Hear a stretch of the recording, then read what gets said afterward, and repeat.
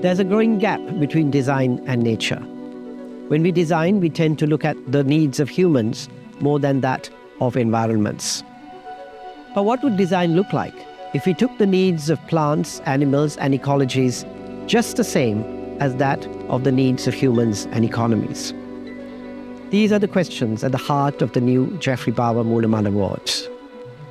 We want to see designs that foster coexistence between people and nature. It can be done with architecture, infrastructure, urban design, or policy. The Moonamal will be awarded to a project that seeks creative answers to questions such as: how can design look beyond just meeting human requirements? How can design reverse ecosystem damage and help regenerate landscapes? How can these challenges bring together people and ideas from across different disciplines? While the award seeks to foster new thinking for the future, examples of this approach can be seen in both ancient and contemporary sites, showing coexistence in practice.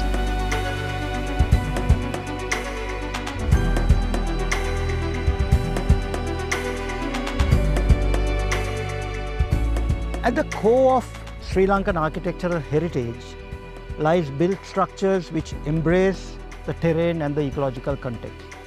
Here in Regenerative, 2,000-year-old ruins give us proof of 140 built structures, hospitals, libraries, and it accommodated over 500 monks. Yet, this magical complex embraces 3 climatic zones, native trees, builds along the boulders and the trees, and embraces the terrain using precision stone carving techniques, but still provides for all species, great and small, to occupy the same premise. We must rediscover this vision and inspiration behind these designs.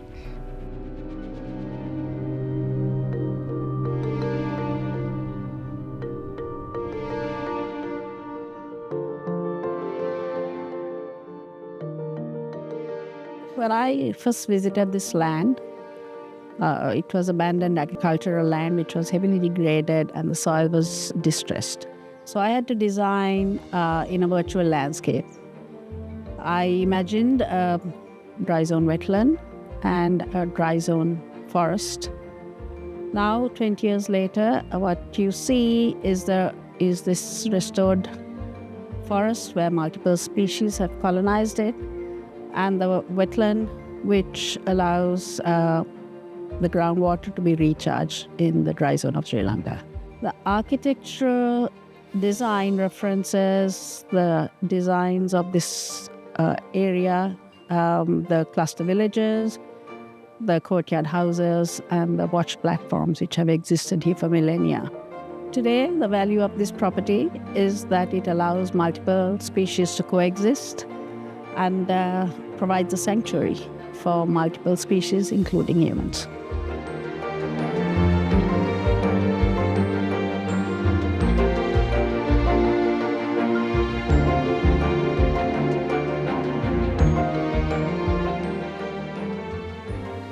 And these approaches are no longer optional.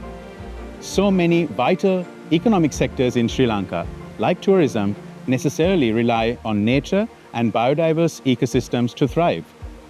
This requires us to go beyond basic sustainability principles, which by now should be the norm. Greener building materials, renewable energy, better wastewater treatment. It requires us to design for nature positivity, where there is a net gain to nature because of a project, where a project has helped add to nature, add to biodiversity than before the project began.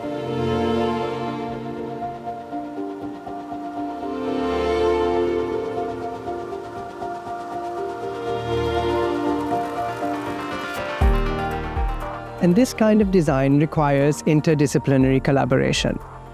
The generative potential of this kind of collaboration can be seen here at Lunuganga, where Geoffrey Bawa engaged with artists, craftspeople, and naturalists. And these interactions and exchanges shaped the garden as well as Bawa's broader approach to design. It is also important to consider the effects that a project may have on the people who live around it. For a project to be truly integrated with its landscape, it must also be inclusive to the community within which it exists. The Jeffrey Bauer Moonamal Awards is an opportunity for architects, urban planners, engineers, and policymakers to showcase unique projects that show the coexistence between humans and nature. Applications open in August 2026. Selection criteria, application details, and any additional information will be available on our website, jeffreybauer.com/awards. Here, you will also find videos, blogs, and programs curated to help you better understand the vision for this award. You can also keep up with upcoming events and deadlines by following us on Instagram.